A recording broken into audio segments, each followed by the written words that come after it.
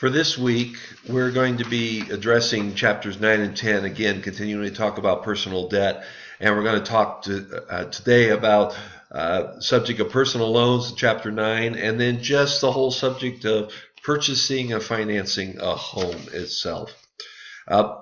When we talk about personal loans, let me just kind of mention a little bit of background on personal loans themselves.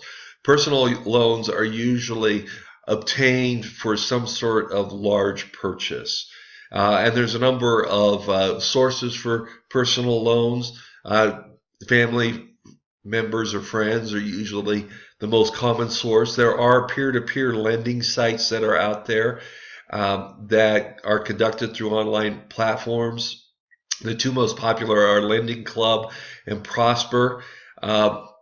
These sites do provide for a significant amount of financing that is out there, and usually those kinds of loans typically are between $1,000 and $35,000 or so,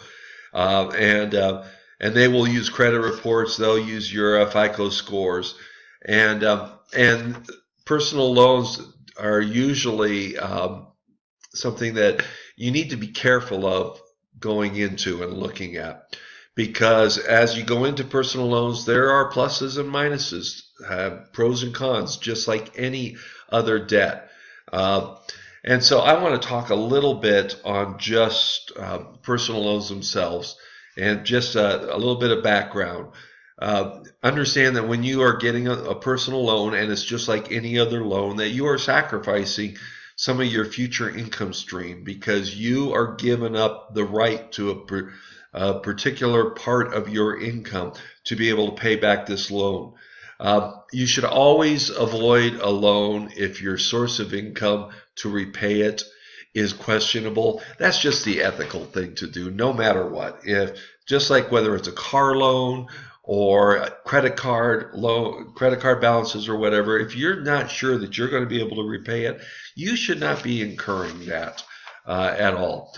Understand, for personal loans, quite often there will be collateral that's involved, something that will back up that loan itself. So very few people are just going to hand you $1,000 and just say, we're just going to trust you to repay it. One of the things with respect to personal loans is sometimes they may require a cosigner. They may require your parents or a friend or somebody else to co-sign on that. And one of my suggestions is you should never be a co-signer. Don't ever co-sign and take responsibility for somebody else's debt. If somebody can't afford it and it's to the point where they need a co-signer, you should not be the person to do that. So let's talk about interest rates on personal loans. Again, we mentioned before last time about APRs, annual percentage rates. That's the rate that's used to measure the finance expenses on a loan annually. And there are laws out there with respect to just all of these kinds of things. Simple interest is the interest on a loan computed as a percentage of the existing loan amount. So you may have two interest rates that are being communicated. The simple interest, which is just every month this is what the interest rate is, and then the APR, which is the annualized amount that you're going to be paying. The size of your payment, obviously, just like any other loan, is going to depend on the size of the loan. It's going to depend upon the interest rate being charged, and it's going to depend on the maturity period. Because the shorter the maturity period, then the higher the loan payment needs to be to pay off the principal amount of that loan. There's also something referred to as add-on interest, which is a method of determining the monthly payment on a loan. And so let's talk about specific kinds of personal loans here. And the one that's probably the most common for us, which are car loans themselves. And whether we borrow the money from a bank, whether we borrow the money through a financing company that's from the car company itself, Toyota or GMAC or something like that, or we go out and get a loan for there's always important considerations to take into account on a car loan itself. And number one is, is how much money to spend on a car. And you need to also, again, this goes back to when you're talking about financial budgeting and financial planning and managing your personal finances, that you need to, cars themselves are expensive propositions. One of the things that you should never do is really trying to add credit card debt to a car loan debt. All you're doing is kicking the can down the street and only making a bad problem even worse. One of the considerations that you should that you should work towards is what is called the no debt solution. Is only buy a car when you can pay cash for that. And that sounds idealistic, and initially you probably couldn't do this. I've talked about this a little bit more in the video that I've provided for you to watch, that is part of the discussion forum. But this again should be a consideration for where you want to get to at some point in time. And you need to manage yourself towards that. You need to be able to build a sufficient savings to be able to, whether it's a no debt solution or a limited debt solution, where you've got you're buying the car outright for cash, or you're buying it with a significant amount of cash down. That needs to be something that you always need to have in mind, is how are you going to pay for the car? When it comes to car loans themselves and negotiating the price, again, this is one of those things that a lot of people have tips with respect to that. But just be cognizant of the fact that when you are bringing a trade in there, that usually the car dealer has a certain profit margin that they're going to get to, and they're going to get to it by hook or crook, so to speak. And so they'll play games with trade-in values, which is why you need to understand what your Kelley Blue Book value is. You need to understand that they may actually give you less there so that they can get that profit margin on the total transaction. A lot of dealers are now going with the no haggle pricing, which is can save a lot of time and a lot of stress. And if you're like me, I don't particularly enjoy going in and playing those kind of games. And so for me, a no haggle on the price dealership is just personally attractive. Purchasing a car online is possible. There you have to be careful, especially, of course, if they're a used car. I mean, you really be careful on a used car itself. With respect to financing decisions, you need to understand how much of a car that you are going to finance, if you are going to finance that, and what the monthly payment is going to be, because that monthly payment is obviously has implications on your personal budget themselves. If you are able to go in and you have an option of 0% interest on that, a lot of times they'll give you the incentives of $1,000 cash back or 0% interest. Again, going back to how you are going to actually be able to pay that off. If you're going to be paying 3 or 4% on a car loan, the time value of money has shown us that $1,000, unless you can get 3 or 4% on that $1,000, you're better off not incurring the interest expense on the loan itself.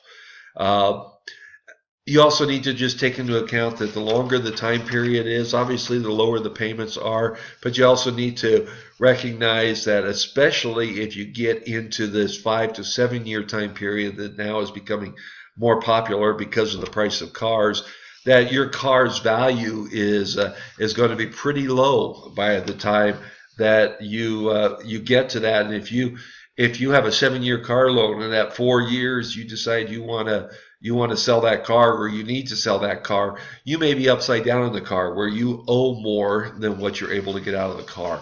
So just be very careful about those kinds of, just taking into account those kind of considerations. I want to talk here about just purchase versus lease decisions themselves. Leasing is a popular alternative to buying. There are some advantages of leasing: a lower down payment, and you just return the car at the end of the lease period. You just don't worry about it beyond that. But the decision to lease is very much dependent on the estimated market value of the car at the end of the lease period.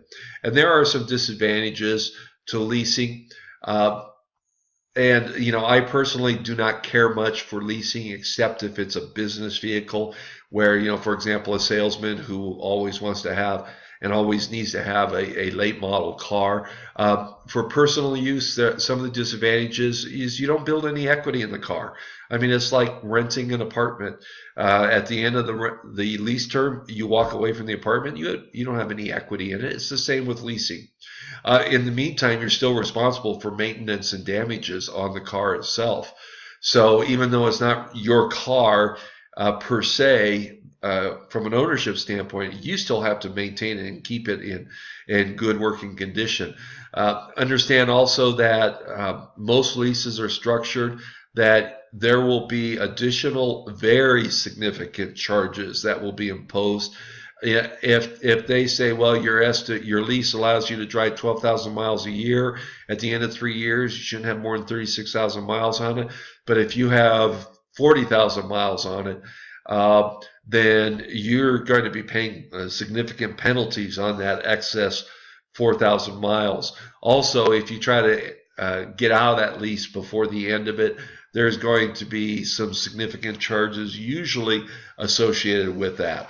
So I personally do not care for leases themselves, just because I think for the most part a person needs to get themselves in a good financial position so that they can buy a car versus leasing it.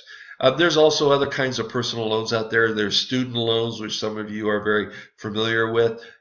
Again, a caution on a student loan is it sounds like a great way of basically kind of kicking the can down the road again. But if your student loan gets too large, then it becomes a real problem once you are out in the working world of trying to pay that off. And you really feel like you have a huge millstone around your neck. So I would just recommend that you just be very careful about just automatically getting student loans. Sometimes it's necessary. You don't have any other options.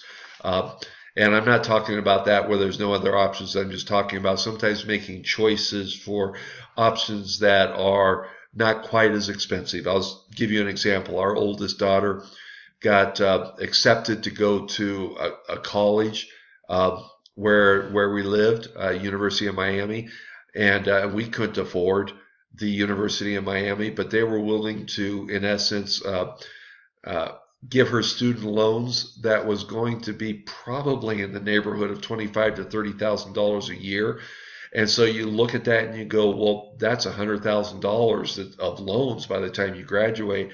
And we knew that having that kind of student loan was going to actually cripple her when she went out in the business world. So we made a decision to not pursue that, and she went to a state college and got just as good of an education, but didn't incur those large student loan balances. So that's just, I give you that as just an example of how you want to look at other options that you may have out there. Other personal loans, there's home equity loans. And home equity loans, there are pluses and minuses associated with that that are covered in your textbook. The last kind of loan I want to just mention is what are called payday loans. And this is where, for example, you go in and you give them your pay stubs, and they'll loan you money for a week or two before your paycheck comes in. I cannot overemphasize. In fact, I wish these companies were illegal because they're certainly unethical. They take advantage of the people who, I mean, this is my personal opinion, they take advantage of the people who could least afford these kinds of things. The interest on these loans can sometimes be in the triple digits, 100, 200% when you actually calculate things out. And because it's only usually for a very short amount of time, people just don't realize how much interest they're actually paying on this. So a payday loan should be something that you just do everything you can to avoid. Just don't do it. Go and look at other options, family members, friends. Even a credit card is better than a payday loan. And again, a credit card is understand that, boy, yeah, I'm paying 18+% on my credit card, but that's a whole lot better than 200 or 300% on a payday loan.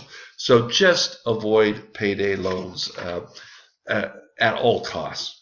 Let's talk now about obviously how personal loans fit into your budget plans is you have to understand borrowing and what the impact is going to be on your cash flows and your budgets themselves.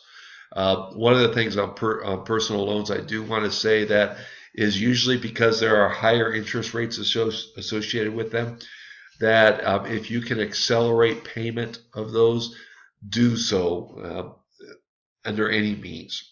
And we'll talk about accelerating payment a little bit on financing a home itself. So let's talk about just purchasing and financing a home.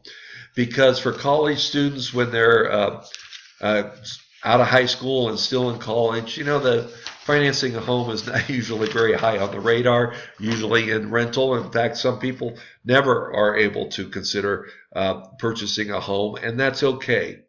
I've got the discussion forum that I have out there. I talk a little bit about that sometimes, especially with the house prices and the volatility in the housing market, that just being a permanent renter is okay. Actually, is preferred. But I do want to talk about if you do have as part of your longer range plans financially of financing and purchasing a home. So I think one of the things I want to start off is just how much can you afford in a home? And for most homes, you need to be thinking along the lines of 10 to 20% down payment. And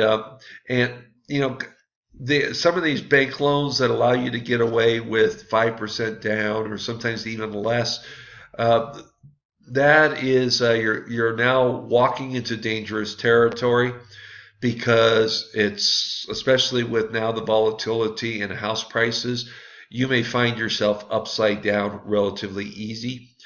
Now you sit here and you look at this and say, wait a minute, to buy a $250,000 home, a 10% down payment, that's $25,000. 20% is $50,000. There is no way I could ever save that amount of money. And if you can never save that amount of money, then I have to seriously question whether you really should be looking at buying a home in the first place. Because a home should be a goal that you are working towards. And even if it takes you 5 years to save a 10% down payment, it's worth it if you are able to discipline yourself to do that. Typical mortgages are what I call fixed rate, and we'll talk about that in just a minute, exactly what that is. And they're usually for a 30-year time span. You can get better interest rates on if you go less years. Very rarely can you get more than a 30-year mortgage rate. The home price should never be more than 2.5 times your total gross household income. So if you make $50,000 a year, theoretically, you should not buy, and I'm talking about $50,000 a year, not take home, but your gross. You shouldn't be buying more than a $150,000 home. And if you're sitting there going, well, that's just not realistic, then you need to seriously consider whether or not buying a home is the wisest thing for you to be looking at right now. Your monthly mortgage payment should not exceed 28% of gross monthly income. I actually think personally that that's a little bit high, because it wasn't too many decades ago that if it was 30 to about one third or so, 30 to 35% of your net take home should be all of your direct home related, including principal, interest, insurance, taxes themselves. And now with home prices having crept up, those numbers have kind of gotten adjusted nowadays. But and now they talk about that being 40% of gross monthly income. Uh, if you start to go above that, I mean, that is the absolute maximum amount. If you start to go above that, you really are asking for trouble. You need to refer to the affordability of a house. You need to look at your monthly cash flow statements that we've already talked about. Your mortgage may replace a rent payment, but there are other expenses to consider, especially property taxes, insurance. You now are responsible for all the upkeep and all the maintenance. So if pipes burst in the middle of winter, you can't call a landlord to come and fix it. It's something you have to fix yourself. So how much can you really afford? Well, there's just lots of lessons that you can learn from the mistakes of others. Don't go to the maximum amount that you can afford, which means not only the amount of the mortgage that you get, but also don't buy a house more than what you can afford. When you're out home shopping and you're using a real estate agent, determine ahead of time what the maximum house that you can afford is. For example, if you say I can afford a $150,000 house, real estate agent, and you give them all these other things, 3-bedroom, 2-bath, and big backyard, and whatever all the other factors that you're looking for. Real estate agents are notorious for wanting to go and show you a house for $175,000, and it's not that much more than what you were looking at, but look at all of these great amenities. And unless you can get that $175,000 house for $150,000, then you have no business looking at it, because when you start to look at it and you start to allow that creep to go up of the home price itself. So you just have to exercise some self-discipline. You need to understand home values don't automatically rise over time. Values can also drop. We have been in houses ourselves where the value of the house has dropped significantly. In fact, we had one experience that we lost just a whole slew of money on a house when we got caught in the the finance crisis of not too long ago. So economic conditions, sometimes you just don't have any control over those things. Also, you just need to consider job stability issues for yourself. And none of us thinks that we're going to lose our job. But depending upon the industry you're in, sometimes you can lose your job. Purchasing a home may be the single biggest investment that you ever make in your life. And it just requires serious consideration on your part, which means you need to really look closely at the cost of renting versus the cost of buying. And one of the things you might consider is, especially if you're a first-time home buyer, is going into something like a condominium. And yes, condominiums don't appreciate as quickly as houses, but on the flip side, they also don't have a tendency to have as much volatility, including the downside, as a house themselves. Also, when you're considering things like condominiums, you need to look at homeowners association fees, because that's another cost that's on top of everything else. Rely on a real estate agent. If you have a good, reputable real estate agent, listen to them, listen to their advice, listen to what they have to say, but you need to make your own decisions. And some of the things that, quite often you go in and you walk into a house and you're looking at purchasing a house and you go, yuck, look at the colors in here. The walls are bright orange and the carpet is pink, and you immediately want to just say, let's get out of here. But a real estate agent say, hey, that's relatively easy to take care of. And it's true. And listen to them to get you past some of those kinds of things. But if you walk in and you say, oh, this kitchen is too small and this doesn't work out, and they start talking about, well, you can knock down this wall and you can expand that there and you can do all this, you need to make your own decision, because there's significant costs that are associated with those kinds of things. Obviously, when you go to select a home, you're going to be wanting to consider things like price, whether it's in the right location, a convenient location. Is there maintenance issues? The older a house, obviously, the more potential maintenance you have on that. If you have kids, school systems can become very important. Actually, if you don't have kids, school systems can be important because a well-regarded school system will have a tendency to push up home values a little bit. You need to also take into account whatever the taxes are. Some places will have lower tax rates than others. Is there a homeowners association, like I mentioned before?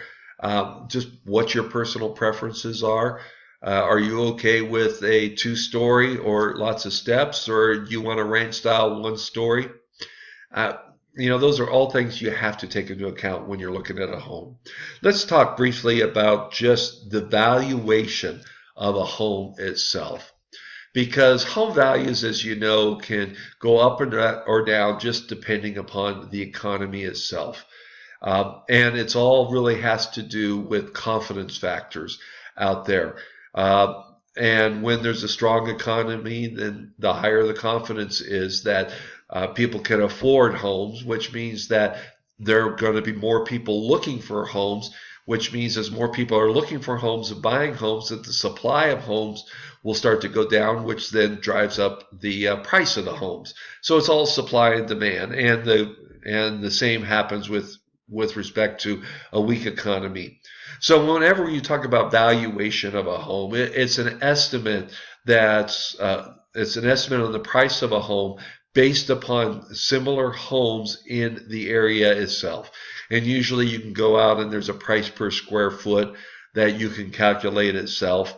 And that kind of information can easily be obtained online through many online resources like Zillow or multiple listings, or a real estate agent obviously can help you on those kinds of things. So it's just when you look at the valuation of a home, be careful. Sometimes people will overvalue their homes because they love the home and they think everybody's going to love it just like them. You need to just understand what the home prices are so that you do not overpay. Because if you overpay for a home, then you have to wait for the economy and the other home values in the area to catch up to your house price. And don't fall under the delusion that, well, if I pay more, that will help to pull up all the other prices in the area, because it may or it may not.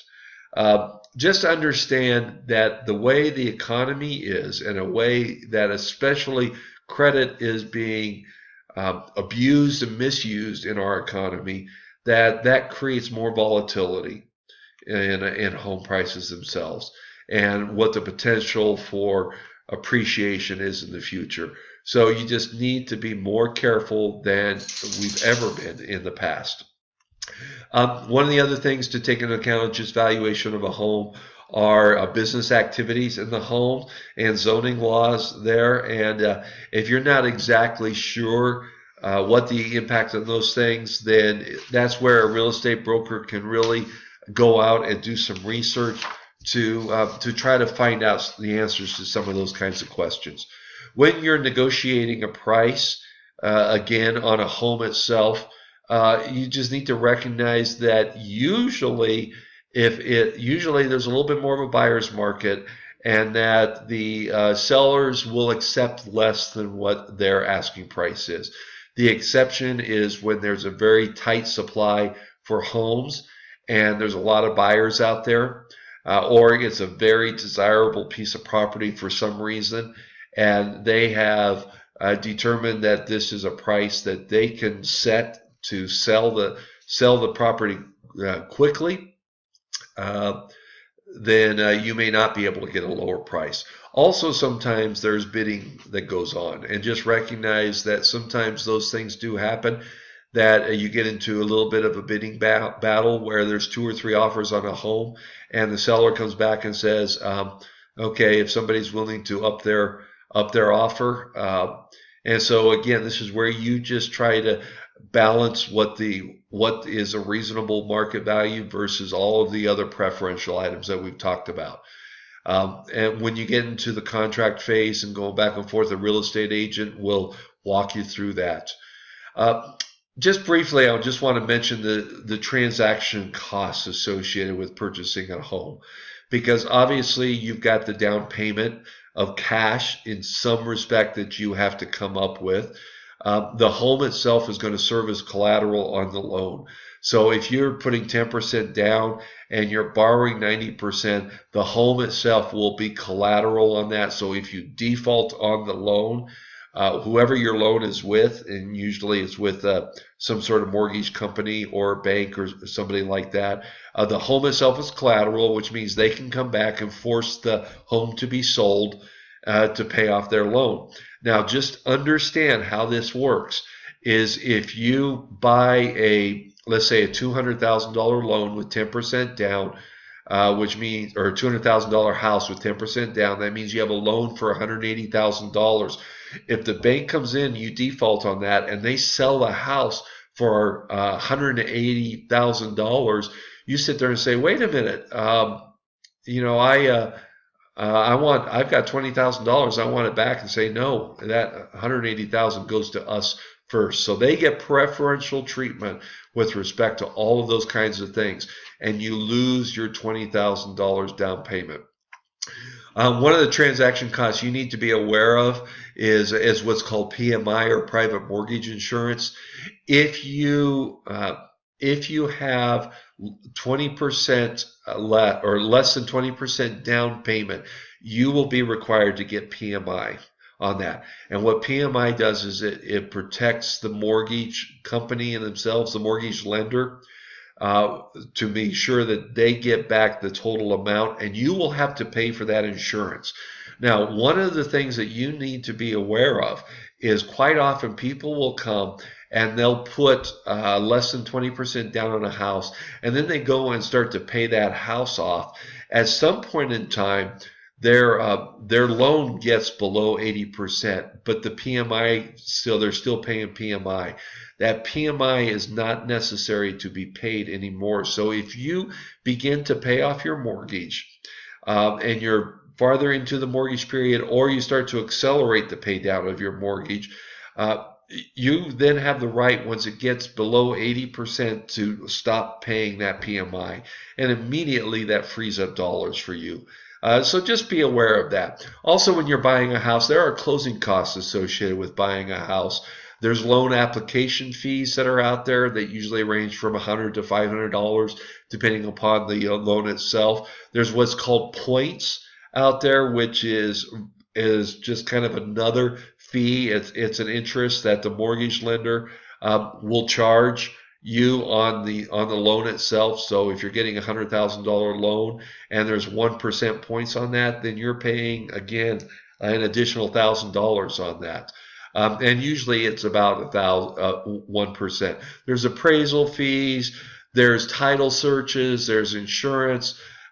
Sometimes, you get into negotiations with respect to things that you're paying for, and the seller is paying for. All of these things are costs of the purchase of the house itself, and depending upon what your mortgage payment is, you may have to have out-of-pocket cash to pay for those things, or if you have enough down payment, you may be able to factor that in essence, on the back end through a mortgage payment itself.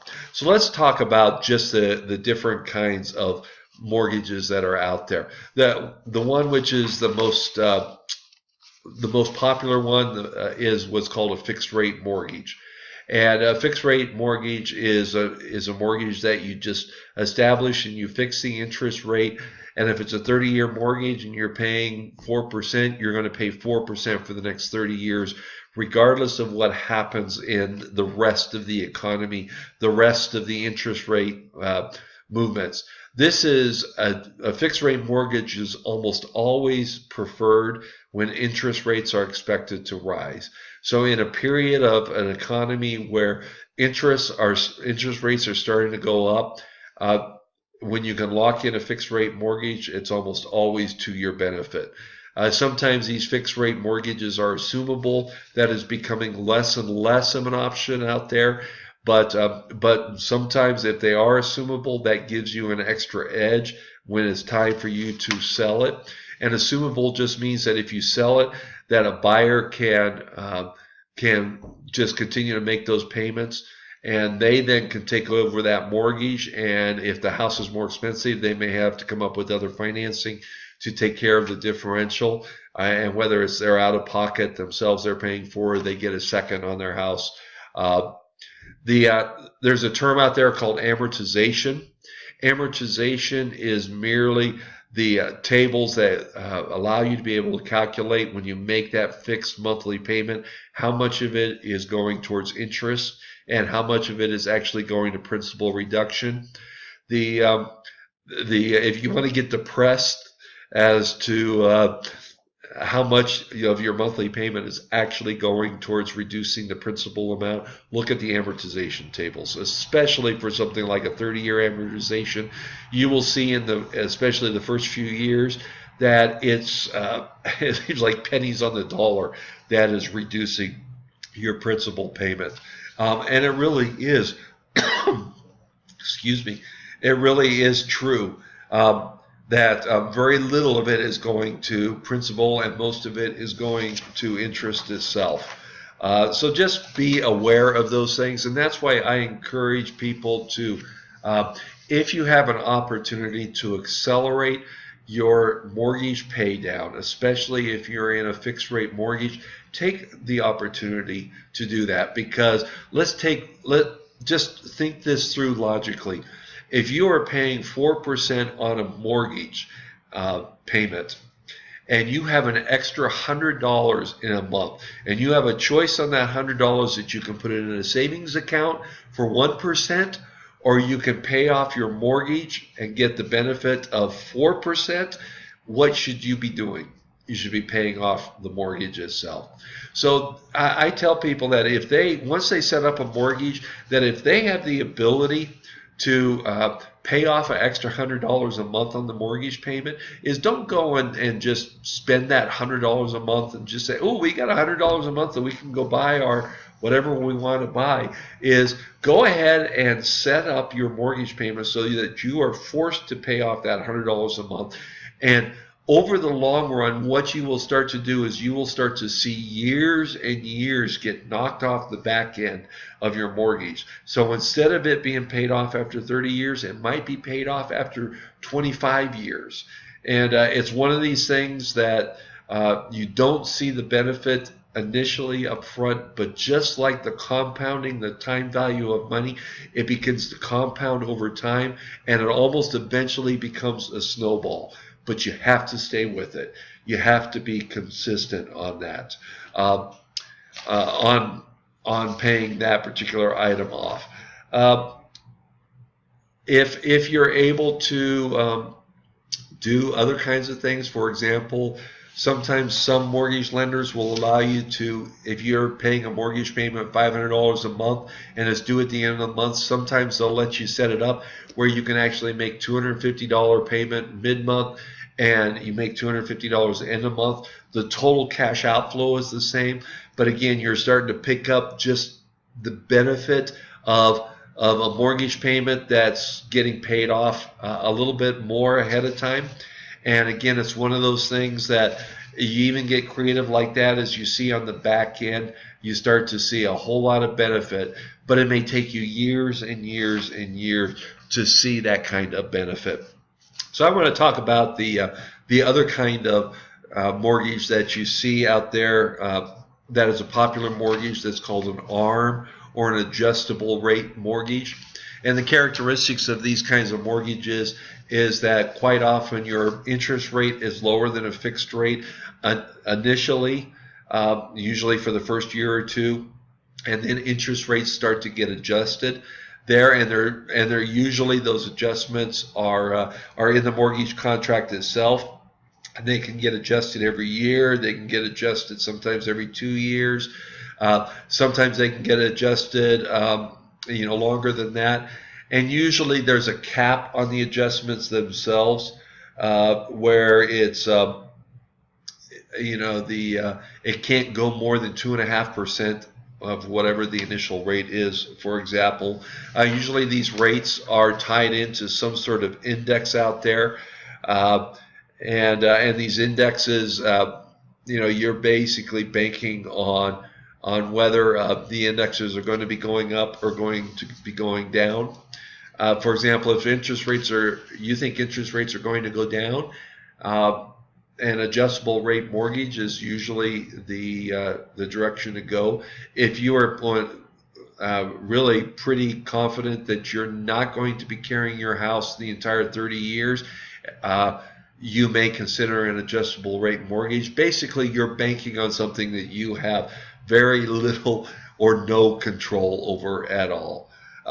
So adjustable rate mortgages are something that you just have to be careful of going into that as to whether or not you should actually get involved in an adjustable rate mortgage. There are other kinds of mortgages that are out there. There's graduated mortgage payments that where the payments may be low and they may be interest only at the beginning in the early years, and then they rise to a much higher level over time. There's also what's called balloon mortgage payments, where your mortgage payments are relatively low for a year or two or five, and then all of a sudden everything comes due after 5 years. Let's take, for example, it becomes balloon, and what you are forced to do is either pay off the entirety of the mortgage balance, or usually what happens, it means you go out and refinance itself.